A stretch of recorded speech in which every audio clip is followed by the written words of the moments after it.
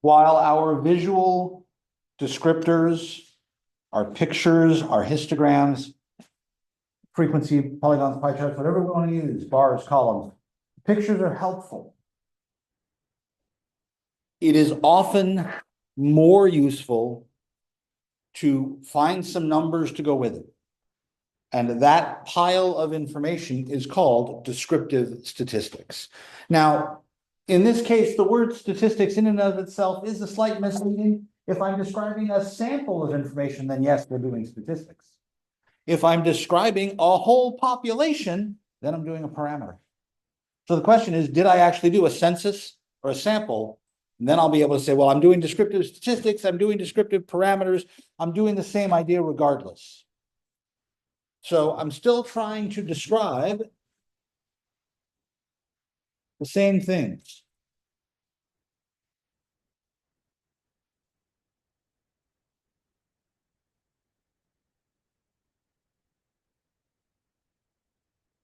But now I'm trying to do it numerically. How do I describe the center of my data?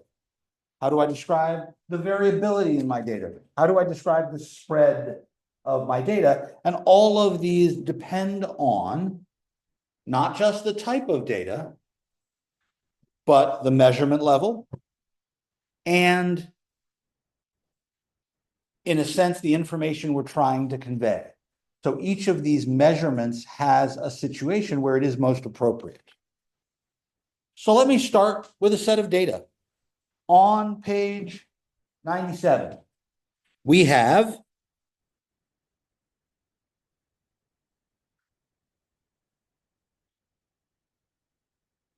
this file.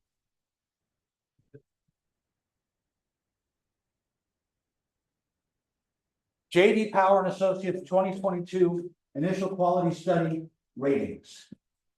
Now this measures the number of defects coming off the production line per 100 vehicles out of 33 different companies. And they give me a lot of information here. What does it mean? And how did they get this information and what does it tell me? So in the highlighted information there, I start looking at number of defects. And I say to myself, all right, let's take a look at this information, this column right here. I've got numbers down in the 130 to, well, it looks like 256 up here. Do we see anything higher than that? I got 255, that's still pretty close. 265, that looks like it's a new high. Yeah, so I'm going to say these numbers are all between 100 and 300. All right. There are 33 actual data values. If I wanted to make a histogram, how many bins should I use in my histogram?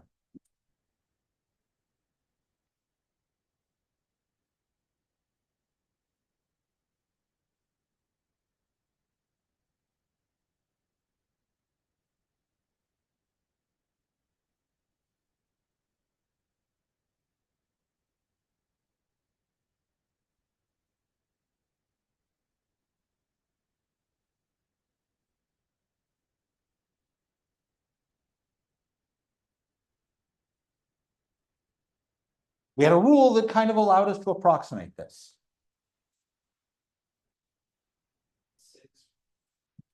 Right. Based on Sturge's rule,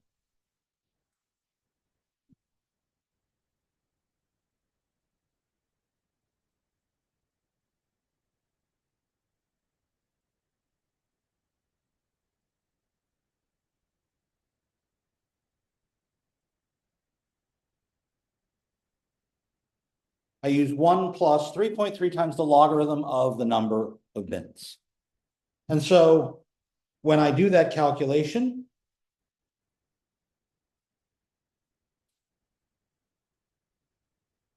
I get 6.011. Call it 6. And then I can say, all right, if I look at the largest number in my set and the smallest number in my set, I could figure out how many pieces to divide it into. So let me go back to the data.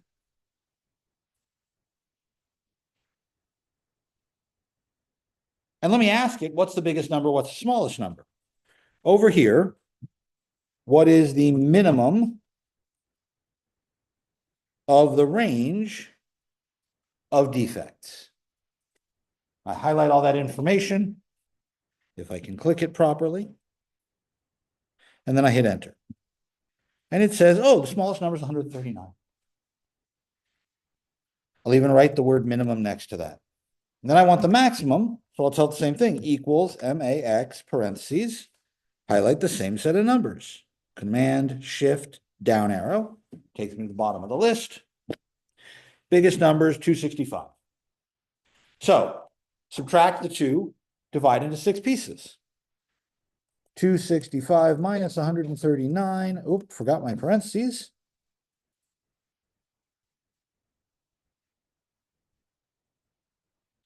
And then divide that into 6 pieces. I should be using bin width around 21. 21 is an awkward number, though, isn't it? It'd be a lot easier if I just did 20. So let's do 20s. That's a nice round number. We're allowed to fudge this for aesthetics. I think 20s are easier to deal with. So I'll say we'll go, I don't know, 130 to 150, 150 to 1, or we could, well, because I want to do 139. That's my lowest number. I want to make sure I'm in there. Maybe 135 to 155. We can now set our ranges to be nicer. So in the textbook, they go starting at 130 on page 98. So they actually have a picture of this histogram using a bin width of 20, starting at 130. So that's this picture right here, bin width of 20.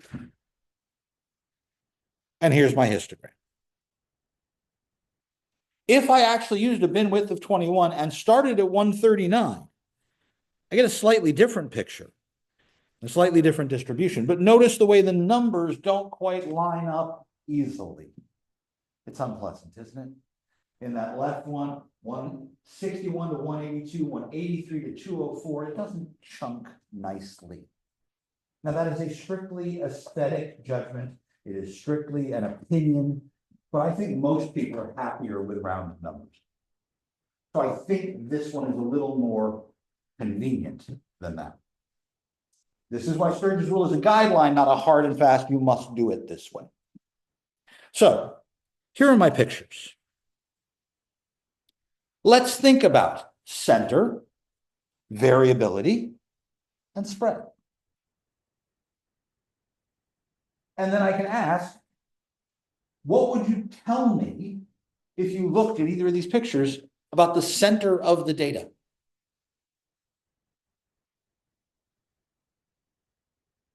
Where do you think it is?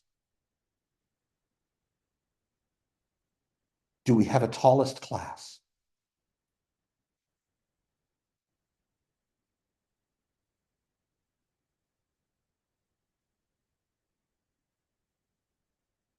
Somebody please answer at least one of those questions.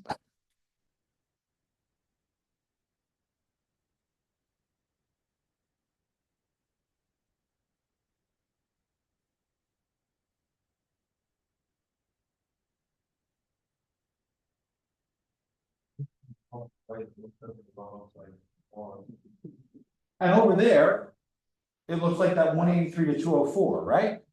If we only had this picture, I'd say, yeah, there's a highest class. Yeah, there's a highest class. We call that a modal class, the class with the biggest rectangle in it. So there is a modal class, there is a highest to this. All right.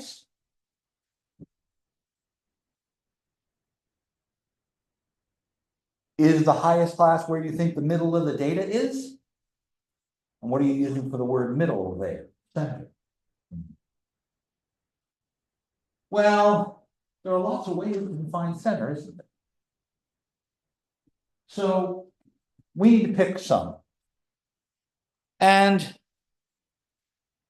even before I do anything else, I say to myself, well, if the middle is somewhere around this highest class, then it looks like there's more data on the right side, sorry, on the left side than there is on the right side, yes?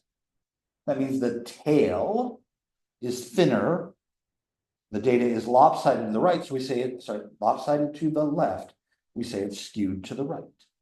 So both of these give that impression that we have a skew to the right side. It gives me some shape, some variation in there. But I'd like to quantify this. So I need to make a decision. How are we going to define center? The book gives me a half a dozen different ways to do center. I really, most of the time, only use two. But I want to give you some options and at least talk about where they're useful and where they're not. So let's start with a definition for a center.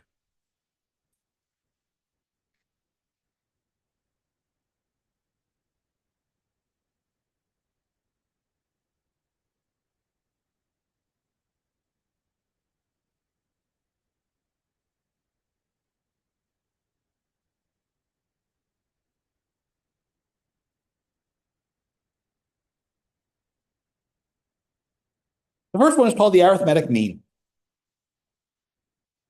Although I doubt you've ever heard that term used that way, we sometimes take off the word arithmetic and just talk about the mean, but it's also the average. I've done averages for a long time. You've done averages in a lot of places, haven't you? How do you do an average?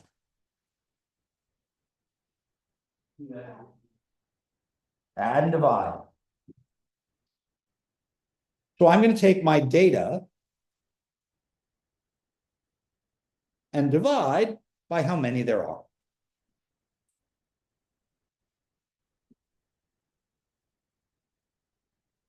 Now I've used a little n, so this is for a sample. However, being math geeks, the mathematicians decided they wanted a nicer way to write this, a more compact way to write it. And so they said, you'll notice that what we really have is addition and division. Let's take the division, put it out in front. So I'll write this as 1 over n. And then I'll add up all the stuff, right? But instead of writing parentheses x1 plus x2 plus dot, dot, dot, dot, dot, plus xn, they decided they were going to use the letter S for a sum. But they used it in Greek.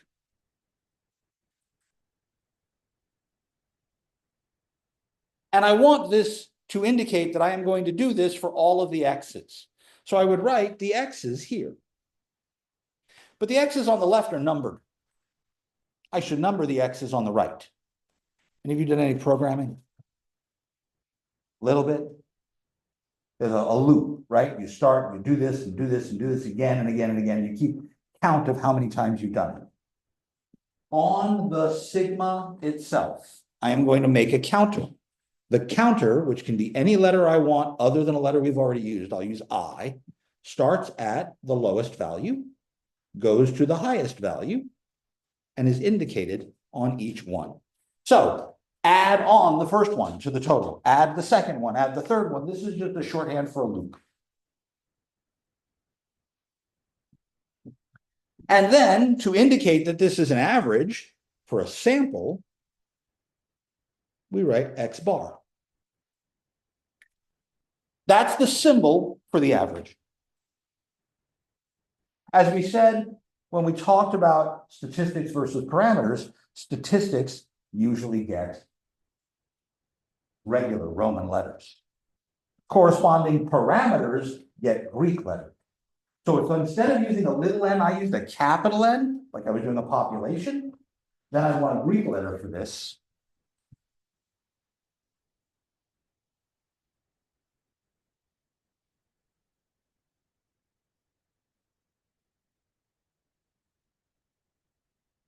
The formula is exactly the same, except I change the little n to a capital N.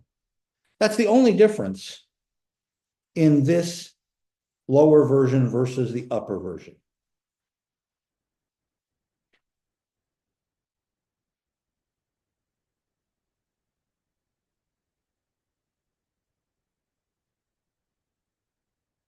And that's a population mean versus a sample mean.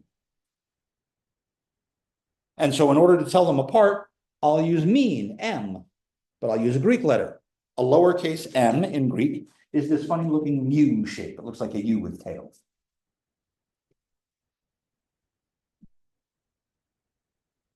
By the way, there is an absolutely beautiful physics interpretation for an average.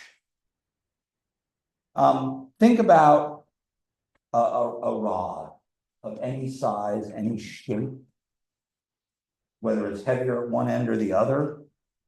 If you take an umbrella, put your fingers at each end, and slowly move them together, balancing the umbrella on just those two fingers, your fingers will eventually meet somewhere.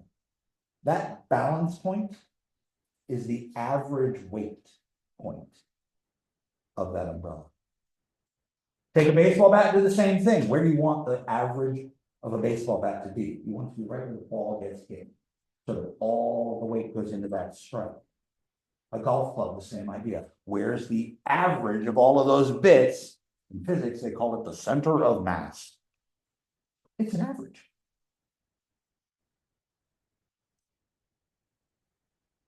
Now, an interesting note.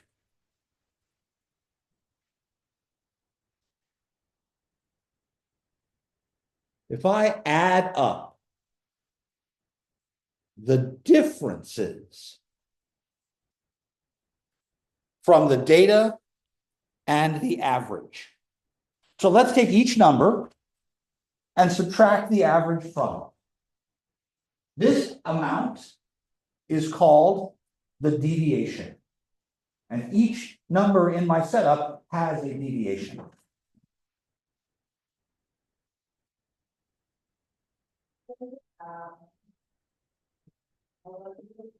If you add up all the deviations, you always get 0.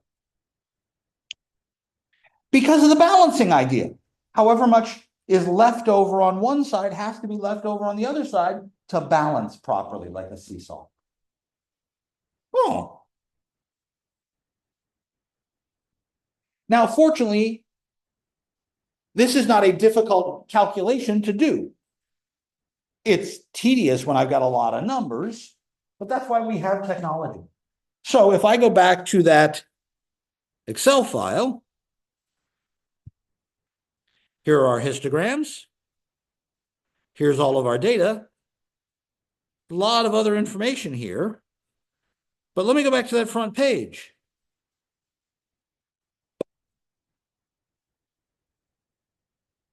In Excel, I can do a mean automatically. The command is average. Take the average of this set of data. Average. Parentheses, range, C4 to C36, that's all my data points. That's it. So it did all the work for me. By the way, it counted them, this little n right here, you'll notice the formula says equals count. So it can count them all, tell me how many of these spots are occupied, add them up and divide. So in this case, the average is 188.6.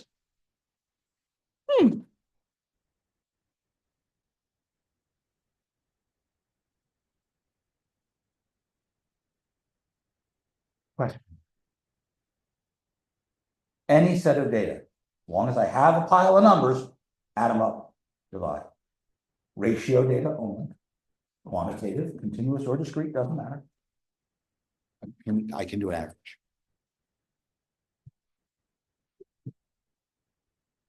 What happens if one of these numbers changes? Just one. We said this was like a balance point, right? If you have something that is perfectly balanced around this spot, and you add a weight out at one end, what happens to your balance beam? It'll lean to whatever side, right? So this is a sensitive measurement. The lowest number was 139. The highest number was 260 something, right? So I'm going to make one change. Ready? There's my lowest number. Instead of 139, I'm I'm going to make that 165. So I've moved the small end up. What happens? I should tip towards the higher side, yes? But that means in order to rebalance it, I will need to move the average up. So just that one change moves the average. Didn't move it a lot, it moved the average. Question. Important. If I change that back, let's say I moved the other end, 260, 256, right? 256, 265, there we go. Let's move that number. Somebody was really bad. This particular day had 350 defects per 100 vehicles. That moved it a lot, didn't it? Changing one number moves the mean. It's very sensitive, especially at the edges. The lowest low or the highest high. Moving those around can change your average a lot. So again, we call that a sensitive measure of center.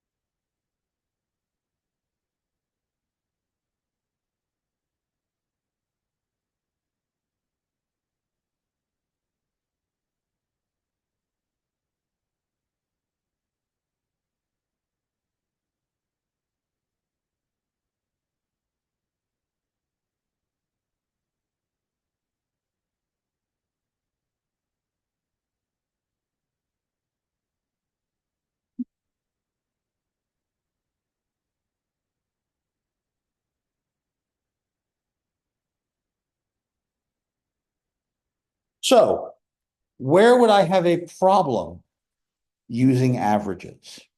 All right. I'm going to assume that some of you have jobs right now. You get paid, right? Some of you are not employed at the moment and are full-time students. That's fine. Therefore, your salary is 0 annually. I'm paid to be here. This is my job. Let me make a dramatic assumption. If you're employed over the course of the year 2025, you're going to earn a certain amount of money. I'm going to wager, this is an assumption, if I'm wrong, I applaud you for getting a great job. I'm going to assume that most of you are not making $40,000 a year. They're making a small amount of money over the course of 2025. If you work a summer job, maybe you're making $6,000, $8,000 this summer. Maybe right now you're making $2 or $3 grand a month. I don't know. Don't tell me. I don't need to know. But if we averaged the salaries in this room, there might be a couple of zeros. There might be a couple, I don't know, $6,000, $10,000, $12,000 numbers. I get paid more than that. I'm up here somewhere. That's way outside that group, isn't it? That's a long skew to the right. I make $60,000 a year. That's substantially more, right? I don't. I sure as hell don't make $100,000 a year. But again, that if one person is way out there, that's going to drag the average up a lot. Let's take a look. Back to my share screen. I'm going to make a brand new tab and just put in some random numbers on salaries. Let's say someone is making, I don't know, over the course of the summer, they made $6,000, but they didn't make anything else the rest of the year. Full-time student with a summer job. Somebody who works here at school 15, 20 hours a week. They're making 20 hours a week, $15, that's 300, 1,200 times 9 months, that's 12 times 9 is 9,000 plus $11,000. Somebody who's working more, 40 hours a week, might double that. Somebody who's working less somebody who's not working at all. Maybe two students are not working at all. And then along comes, I don't know, one of the business professors whom we had to lure away from a full-time business job. So they're making $100,000 a year. 10, 100,000, right? Let's look at the average of just these numbers. Equals average, parentheses, just these numbers.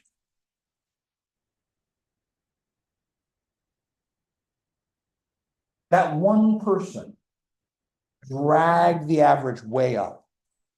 If I change just this one salary, the average dropped by $3,000 a month. Just moving that one number. There's a lot of sensitivity. In the same vein, let's think about buying a house or a car. I don't know. How much is a car?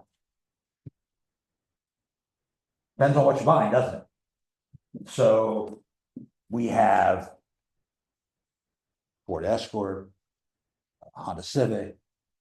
I don't know, did you buy a used car, a new car? And then we'll drive somebody in a Hummer, an H3. Yeah, that person spent $120,000 on that car. Would it make sense to talk about the average car price? That one person will skew it a lot. Or somebody comes in their absolute road beater. I bought a Chevy Vega from my dad's friend. It's from 1967. It's a tank. It gets 4 miles to the gallon, but damn it, it runs, right?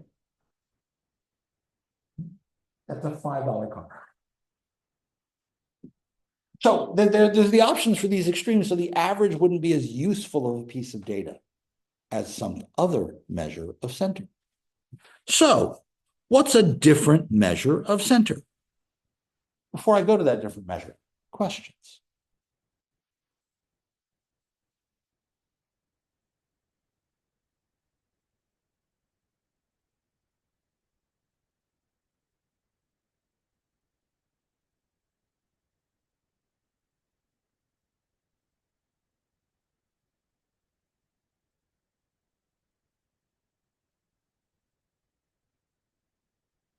The median. I've heard this term before. What's a median? Not in statistics. Where else have we heard this term? Awesome. Say again? Dead middle. Because that's the middle of the road, right? Literally, the median is the berm in the center of the road. It's the stripe going down the middle of the lane. So a median's a middle, literally. So in this case, I want to do that in terms of my data. I need to sort my data, and then I'll need to find the middle.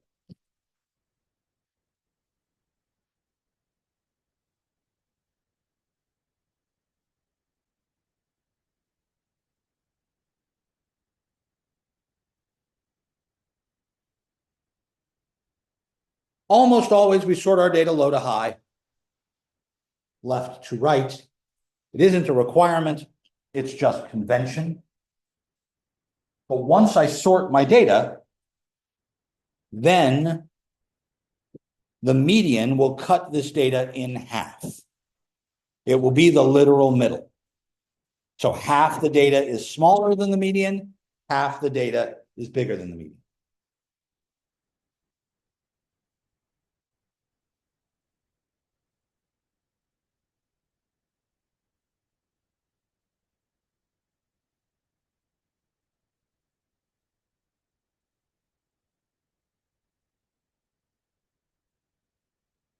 Now that means that the number of data points matters. How many pieces of data we have changes our median. Let's consider two sets of numbers.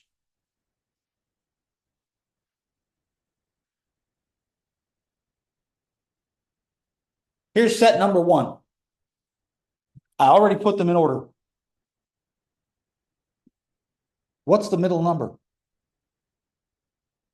Yeah, that was easy, right?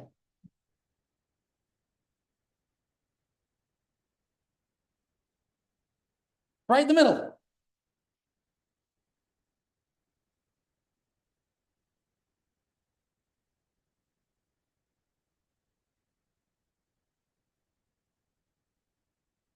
Uh, hmm.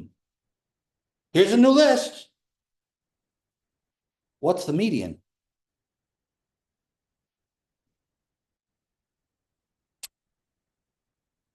Uh-oh. I have a problem. There isn't a number in the middle, is there? So what I can do is I can say the median should be here.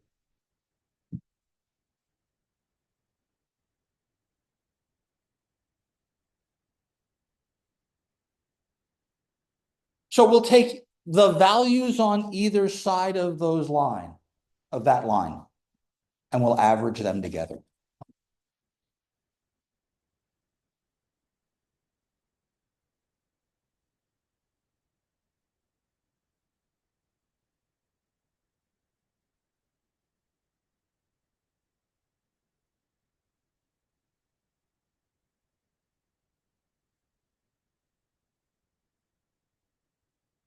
Which means in our case, the median of this set is also 5.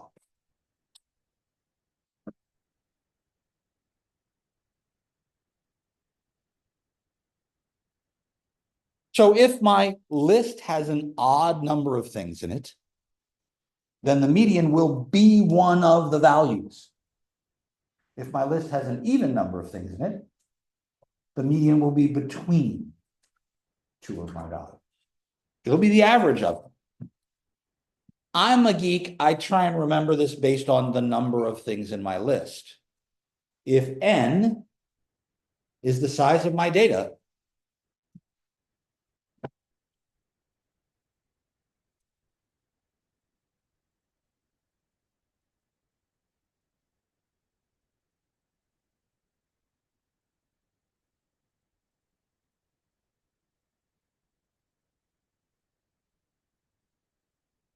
the median is in the n plus 1 over 2 spot. I beg your pardon. Okay, wait a minute. Our list on the left there has 5 data values. 5 plus 1 is 6. 6 divided by 2 is 3. Go to the third number. That was 5. This list on the right only had 4 data points. 4 plus 1 over 2. 5 over 2 is 2.5. So I need to be between the second and third point. And that's exactly what we did here, isn't it? If you get a number, a whole number out of this, you go to that spot. If you get a 0.5 out of this, you go between 2 spots, take the one on either side, and average. So since I got 2.5, I take the second number and the third number and average them together.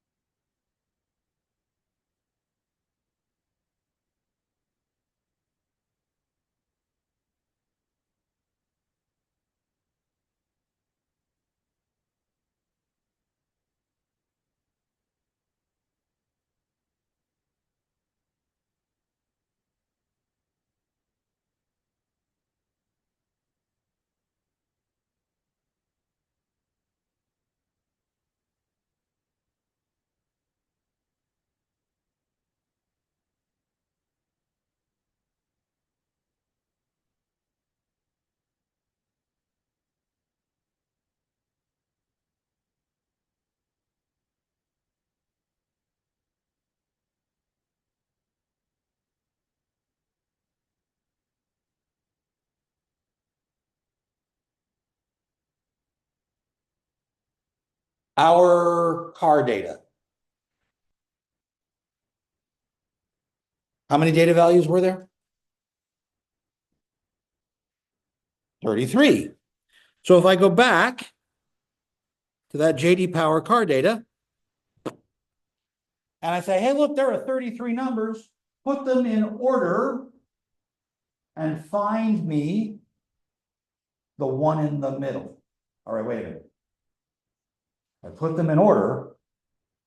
33 plus 1 over 2 is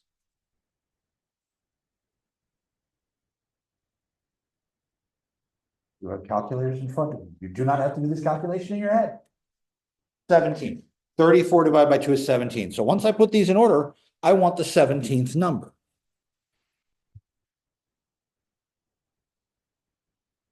So I'm going to copy the data over here for the moment. And then I'm going to say, hey, let's sort this data. Sort and filter. Sort. Smallest to largest, largest, smallest. Which way do you want to do it? Doesn't matter here because I'm looking for the middle. I think bigger numbers should be at the top of the list or bigger numbers should be at the bottom of the list. It's completely your choice. I'm going to do the biggest one at the top. Continue with this selection. Boom. And now I just have to count down to the 17th. 1, 2, 3, 4, 5, 6, 7, 8, 9, 10, 11, 12, 13, 14, 15, 16, 17. Median's 185. Again, this is automated.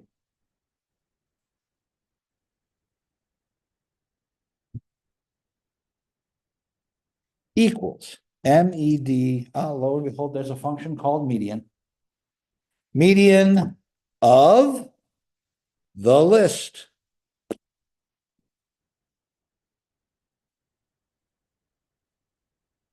It does the sorting in memory instead of doing it on print, but it did this in the background and then counted halfway and got there.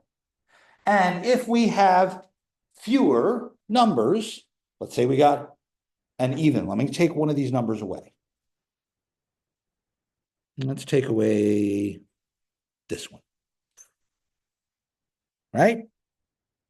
Now the median should be different.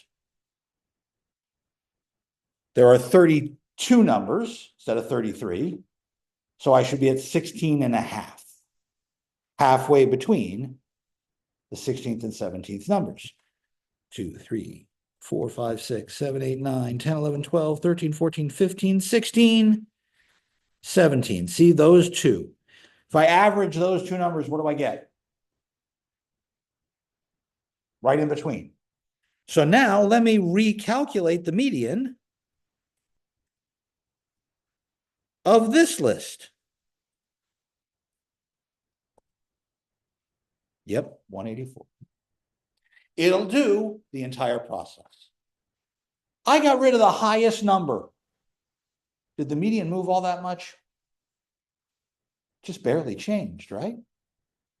This is a much less sensitive measure of center.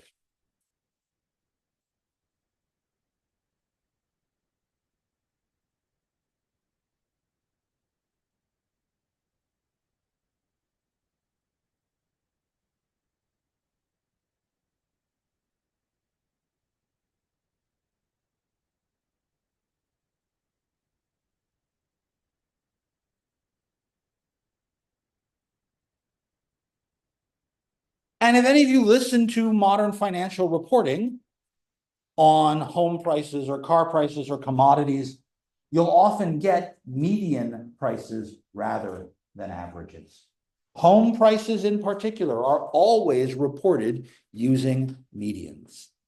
If you talked about buying a house in Greensburg, well, I'm pretty sure the houses right on the other side of 130, on the other side of Main Street, in that neighborhood right there, they're a lot cheaper than the houses on the other side of Mount Thor Road. Go out the back of campus, out towards Caritas Christi. And when you get to the end, go around the chapter house of Caritas Christi and make a left. You'll pass some $2 to $3 million homes on that stretch of road. They're gorgeous, huge, astonishing houses. Make a right, go across Main Street. Make a left there, you'll end up by the Greensburg Country Club. But you'll pass a bunch of apartment complexes. you'll pass a bunch of single-family houses that are much less expensive. What's the average? Do you want to consider the $3 million house as an average? That'll skew the average quite a bit, won't it? So we go with the median instead. It's less sensitive to what happens at the very high end and very low end of the housing market.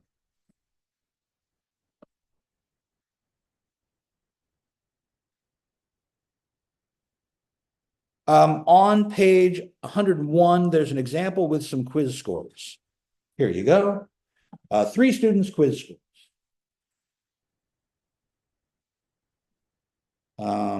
Tom has quiz scores of 20, 40, 70, 75, and 80. Jake has quiz scores of 60, 65, 70, 75, and 80. Mary has quiz scores of 50, 65, 70, 75, and 90. Please notice that for all 3 students, the median is exactly the same. In all 3 students, the median is 70. What are their averages?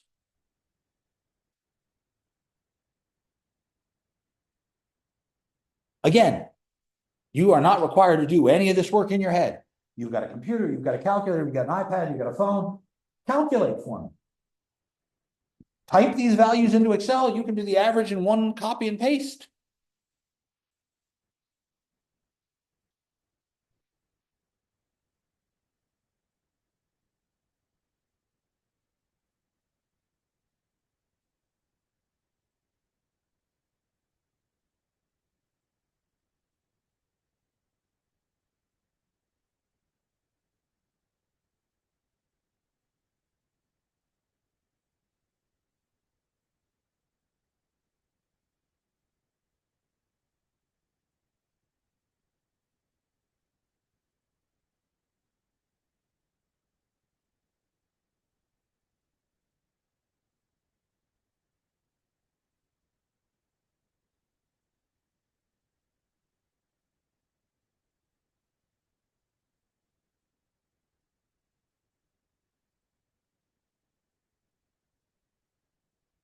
So who's got an average for one of them? What do you got? For the top one, it's 57. Jake's 70. For Mary? Oh.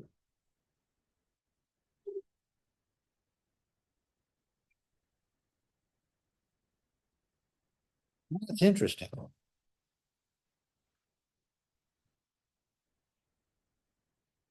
Those two have not only the same average, but the same median.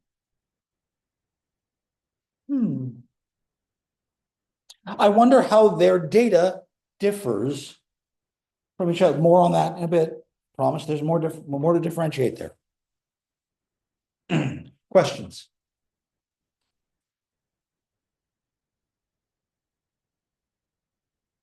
.9% of the time. These are the 2 main measures of center. Average, median. Mean, median. Wait, I hear that phrase a lot in other classes, and it's mean, median, mode. We talked about a modal class. The one less common but still frequent is the mode. And the mode is simply the number that shows up the most.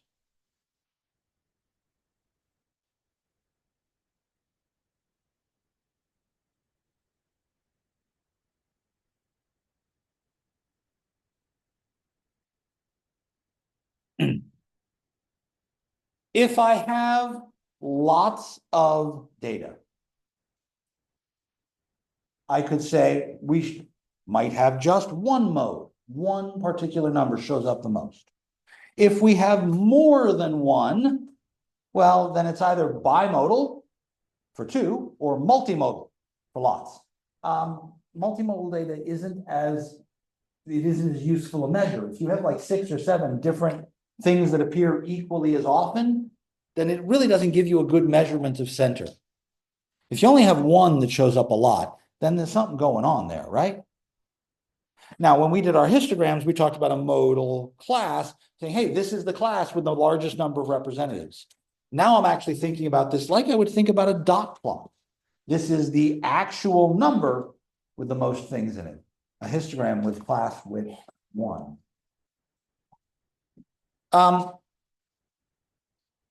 This is good for categorical data. This is really useful for things like Likert scales. If you've got an average going from a range going from 1, I hate it, to 5, I love it, with, the middle being and then slightly dislike or slightly like, however you want to write those words, then you could say, well, most of the time I get a positive response because category 4 and 5 combined are bigger than categories 1, 2, and 3. I see more over here, or the most common response is a 4. The most common response is a 2. If I have a discrete numerical setup with a small range, that also can be useful. But modes aren't always the most useful thing.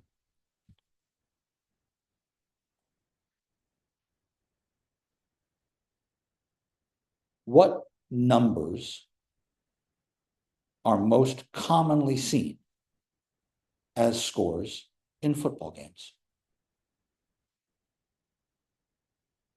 It's a weird question to ask, right? Super Bowl's on Sunday. We should think about this, right? They get those betting grids, 10 by 10 grid, and you put your money on a square. And if the score ends with this team finishing with this last number and this team finishing with this last number, that's your square, you win the pot. And they do it every quarter. What are the numbers that are more likely to show up? Well, numbers that end as multiples of 7, right? Touchdowns, or 7s added with 3s, field goals. So you have to look at what numbers are more likely to show. Then sometimes you can explain a mode just by saying this is the kind of data we have, and that it tends to show up in more like this thing. Lottery purchases. Lottery purchases used to show up in multiples of 2. Because Powerball tickets and Mega Millions tickets were $2. Period. They went up, but they used to all be multiples of 2. So you could most often tell me what your lottery receipts were. It was more likely to be an even number than an odd number. More frequent. Most of the time, this isn't helpful. On page 102, we have some pictures of bimodal data, multimodal data. And, this is a little clearer when it's broken into 2 pieces. I see a clear mode for one group and clear mode for the other group. But more often than not, a mode is an artifact, and mean and median are much more frequent. There are several other centers that are less frequent. I'm not going to talk about them right at the moment. I want to move on to talking about shape and variability. That is going to wait until next time. But next time is Monday. If you look at your course schedule, Friday is off because we will be having a local middle school math competition here at Seton Hill, and I am one of the organizer, judges, persons in charge of that thing, so I have to be there. I've canceled class as a result. That means your homework is due on Monday for the chapter, and since there are a lot of charts and such in this, feel free to do them in Excel and print them out. Ideally, I would like a chart per page, so the charts don't spill over a page if possible. If you've got questions, come bug me in office hours today, tomorrow, Friday. I should still have office hours Friday. Competition's supposed to be over by 1. Office hours start at 2. And I will talk to you all then. Have a wonderful rest of your day. I will see you all on Monday.